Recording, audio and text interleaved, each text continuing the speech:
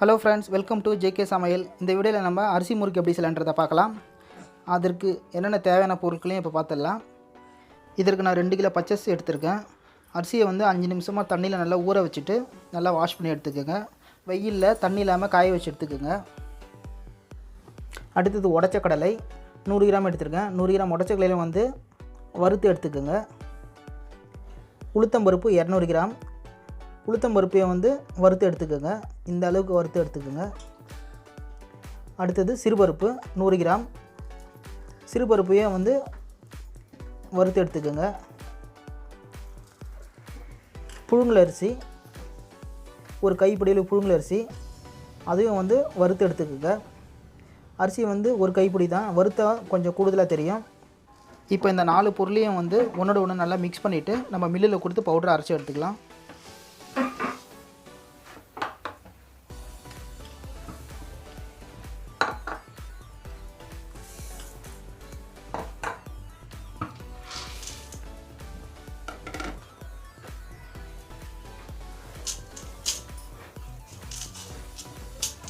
இப்போ பாருங்கள், நம்ம மாவு வந்து நல்லா மில்லில் கொடுத்து நல்லா நைஸாக அரைச்சி வச்சிட்டோம். இப்போ அரைச்சி வச்ச மாவில் வந்து நம்ம 100 கிராம் டால்டா, வெள்ளை எள்ளு 50 கிராம், ஓமம் 1 டீஸ்பூன், சால்ட்டு தேவைக்கேற்ப, வெதுவெதுப்பான வெந்நீர் மாவு பிசைகிறதுக்கு. இப்போ இதெல்லாம் வச்சு நம்ம மாவு பிசைஞ்சு எடுத்துக்கலாம். எள்ளு,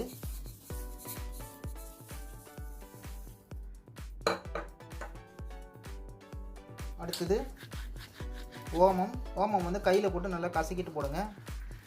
அப்போ தான் வந்து நல்ல வாசனையாக இருக்கும்.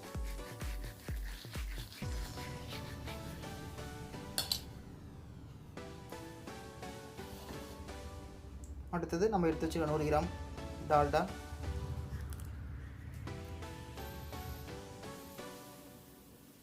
அடுத்தது சால்ட்டு தேவையான அளவு போட்டுக்கோங்க. அடுத்து கொஞ்சமாக சூடு உள்ள வெந்நீர். இப்போ எல்லாத்தையும் வந்து நல்லா மிக்ஸ் பண்ணிவிட்டு முறுக்கு குழலில் போட்டு நம்ம எடுக்கிற அளவுக்கு பிசைஞ்சுக்கோங்க மாவு. இப்போ பாருங்கள், மாவு நல்லா நம்ம பிசைஞ்சு எடுத்துக்கிட்டோம். மாவு வந்து இந்த அளவுக்கு இருக்கணும். இப்போ என்ன பண்ணலாம், இந்த மாவை வந்து நம்ம கொஞ்சமாக முறுக்கு குழலில் போட்டு பிழிஞ்சு எடுக்கலாம். நான் வந்து இதுக்கு ஸ்டார் அச்சு உள்ள பிளேட் எடுத்திருக்கேன். நம்ம முறுக்குழலில் மாவெல்லாம் போட்டதுக்கப்புறம் ஒரு பெரிய சைஸில் இந்த மாதிரி ஒரு ஜல்லி கரண்டி எடுத்துக்கோங்க. அந்த கரண்டியில் வெளிப்புறத்தில் எண்ணெயை அப்ளை பண்ணிவிட்டு அது மேலே வந்து நம்ம முறுக்கு பிழிய ஆரம்பிக்கலாம்.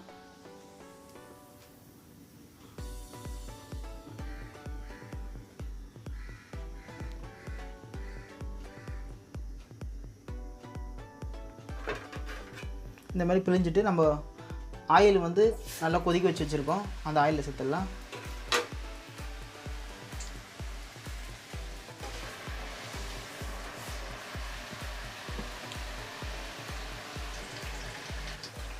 முறுக்கு வந்து ஆயிலில் வந்து கொஞ்சம் பொரிஞ்சதும் இன்னொரு பக்கமும் வந்து திருப்பி போட்டுருங்க.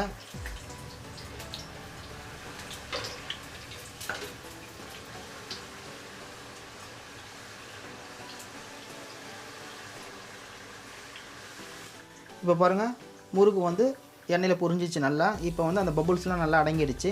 இப்போ வந்து முறுக்கும் தயாராகிடுச்சு. இப்போ நம்ம முறுக்கு வெளியே எடுத்துடலாம்.